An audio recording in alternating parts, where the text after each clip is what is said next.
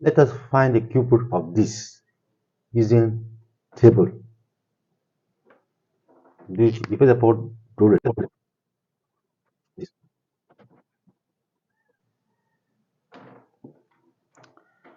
So you now write this.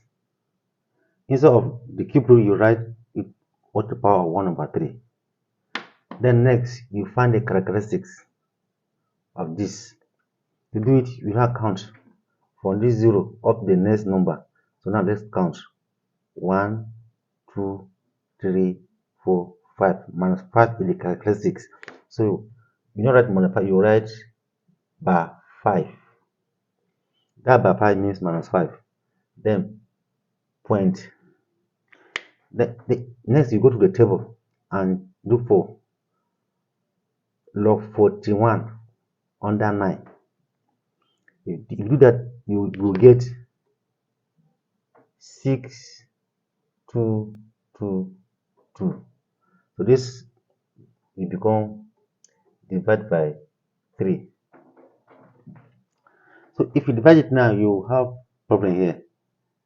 So you try and make this one to divide this 6, to divide this 3.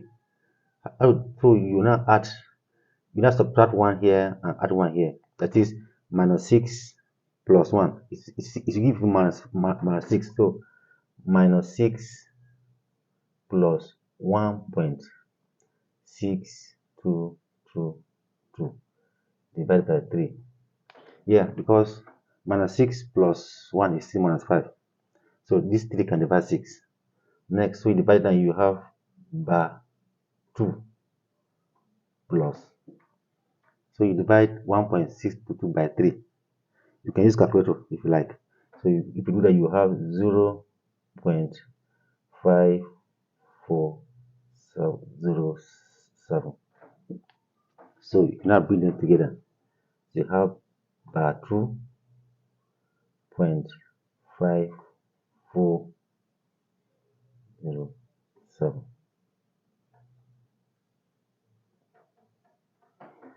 Next, you go to analog table. In fact, don't even look at this. Just consider 0.5407. So you go to analog table and check for 54 under 0 difference 7. If you do it, you get 3473. So it's now that this bar 2 will come to work. This bar 2 is just the positioning. It tell you where you are going to put the point. So this is bar 2. Now look up now. Here, how many zeros do you have before numbers? Now let's count how many zeros. 1, 2, 3, 4. So here you have bar 5. Let me see it again. Here you have how many zeros before before the point comes here. Now let's count. 1, 2, 3, 4, 5. That's why you have bar 5 here. So here you have bar 2. That means you have 1 0 before point. That means 0.0. That is the final answer.